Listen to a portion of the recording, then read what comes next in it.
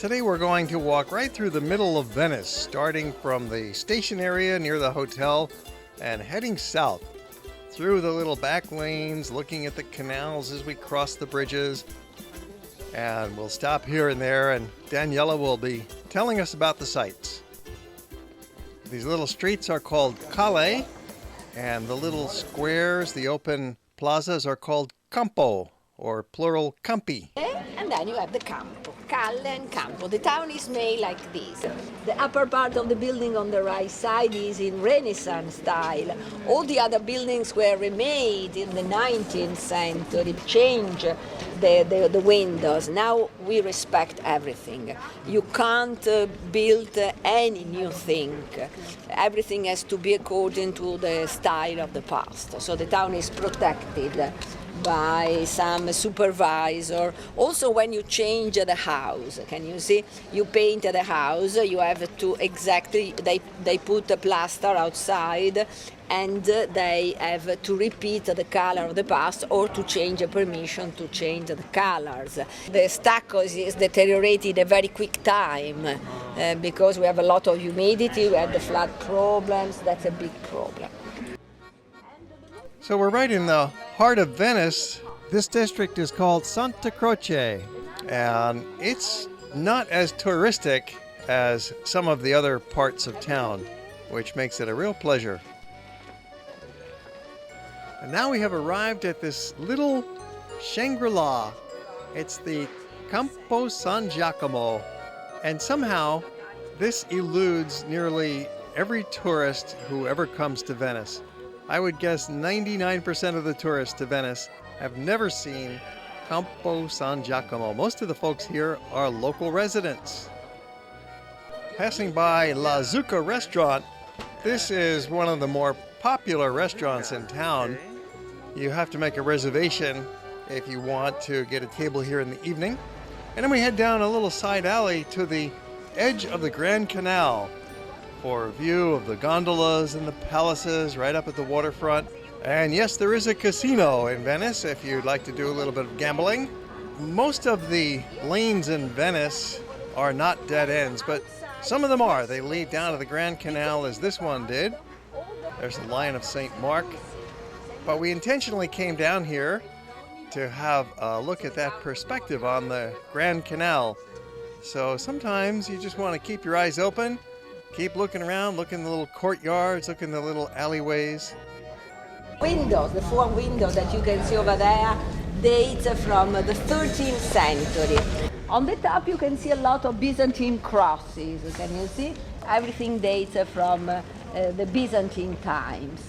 The first floor is Gothic with a lot of marble decoration. The third floor is Renaissance with a round arch. So it means that the town was built in different times. But the houses were all houses inhabited by merchants. So how did they organize their house? Observe this house, can you see? On the ground floor, they kept the products. So spices, perfume, fabrics, brocade, silks. In the big room of the first floor, that big room was used as a business center. Then they live all around the building. On the very top, there were the servants' rooms and the kitchen. And we are very close to Rialto. We are in the oldest part of the town. So, okay, let's go to another camp. And as we walk along, we always have a chance to peek in the windows, do a little bit of window shopping, especially when you come to one of the many shops that are selling the masks in Venice. This is one of the great locally made items that you might want to consider purchasing. Makes a great souvenir or present for somebody back home, maybe. Continuing our stroll along these little back streets off the beaten track. Across the Grand Canal now is Ca d'Oro, means House of Gold, behind the two Vaporettos. This is a museum and has a wonderful collection of Italian Renaissance art and some earlier works and some from later periods as well, Ca d'Oro. So this is the most famous wine bar of Venice. It's called dall'Orio, the Two Moors. You can see beautiful decoration. Can you see the pans on the top? Yes. Take a look inside if you want. It's okay. On the counter they prepare cicchetti. Cicchetti is pieces of eggs, shrimps, bread, cheese, fish. You eat these things. Appetizer. Like tapas. Like tapas. There's a variety of cuisine here. It isn't just Italian pasta. You've got some great bakeries. There's Chinese food, Japanese. But of course, you want to have some Italian food when you're in Venice. The double barbacani, the wooden beams. So we have larger houses, larger streets, the shops are protected. But look at the houses, they like this. And you don't have a lot of privacy when you cook, when you quarrel with your husband, the program, the TV program you are following. Or if you want to borrow some sugar, you can reach out to your neighbor. You can make spaghetti, you throw spaghetti on the other one. We're in the neighborhood of Rialto, and we soon get to the actual bridge called the Rialto Bridge. And from here you can have a great view of Rialto Bridge. At the very beginning was a floating boat bridge, then it was rebuilt in wood, but it collapsed. The actual bridge was built in the second half of the 16th century by the architect da Ponte when the Doge Cicogna was in charge. You perfectly realize that we are in the business center of the town because the bridge is made of 3 alleys. In the central alley we have the shops, like Ponte Vecchio. You told me that you are coming from Florence. Like Ponte Vecchio, in the very center we have a lot of shops. And now we are arriving soon at the greatest sight in all of town, the Piazza San Marco. The most important place in town is the Piazza San Marco, the city's largest public plaza, the outdoor living room with the ancient basilica, the bell tower, the Doge's palace, and other historic buildings all around the square.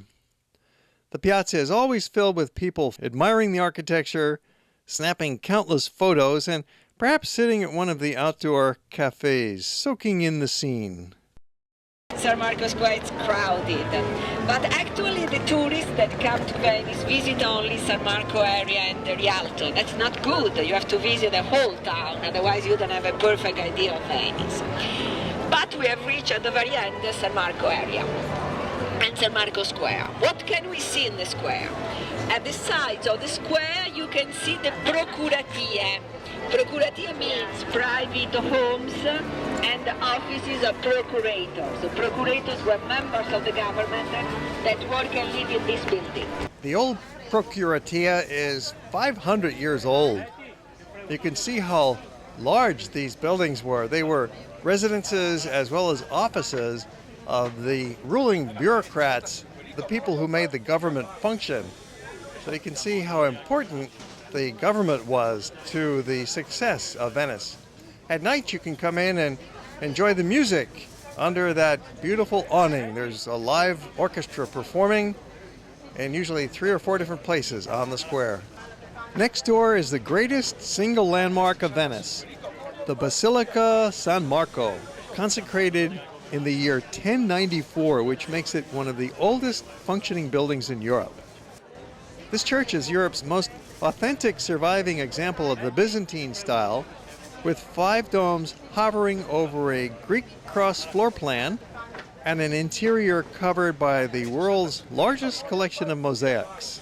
No fresco, no paintings, only mosaics.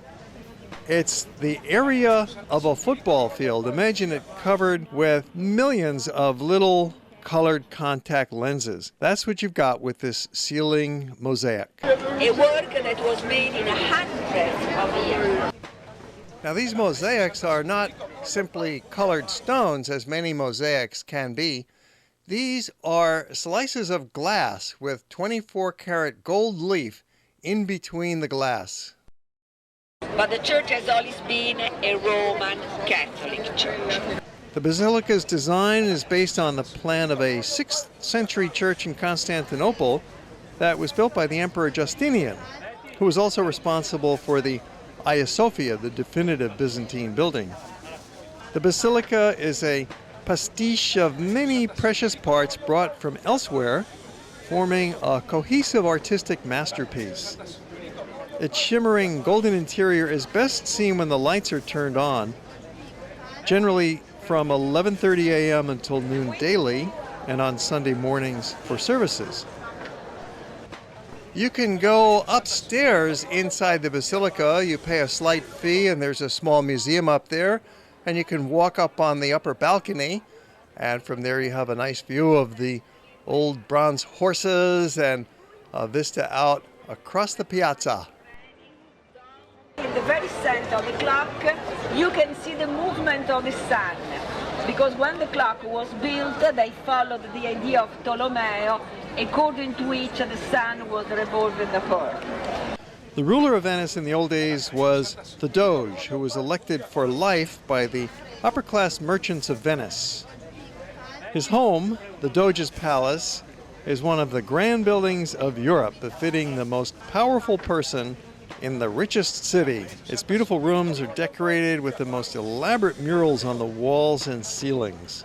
This building was started in 1340 and it was finished in 1438. So it's a wonderful example of Gothic style. There's the Lion of St. Mark on the column in the Piazzetta. The best photo op in all of Venice is right here along the waterfront, looking out across the lagoon towards the island church of San Giorgio Maggiore. You want to frame your shot so that you have a row of gondolas tied up in the foreground, with the Palladian church majestically rising like a mirage from the sea in the distance. Looking out across the lagoon to the church of Santa Maria Maggiore. What a wonderful sight, with the gondolas in the foreground and a vaporetto lazily waiting its turn at the Vaporetto boat stop. This is one of the grand sights of Venice, and you find it just here next to the Doge's Palace. Anybody? And now we're in the Merceria. This is the heart of the shopping district of the city. Time for an ice cream break. Oh, that really hits the spot. Nice dessert from our terrific lunch. Give us some added energy boost to help us along the way so that we don't want to just head right back to the hotel, but we're ready for some more adventures and some little side trips. Well, now we're heading back along the big busy boulevard, the Strada Nova. And this is the big street. It's the biggest street in town. Look at this crowd. In Cannaregio, there are 3 large straight canals with walkways all along them, making this a great place to stroll and soak up the watery atmosphere. It's really quite different than the rest of town, because here the canals are wider and straighter. You'll also pass the Campo di Ghetto Nuovo, which is the main square of this part of town. Locals love to come out here, hang out, pass the time of day, bring their kids in the baby buggies. The infants and youth run around, maybe kicking a soccer ball. This is the playing field. They don't have grass playing fields and parks in Venice. They have the open squares they call campi. We've had our look. Now we're going to continue walking back towards our hotel.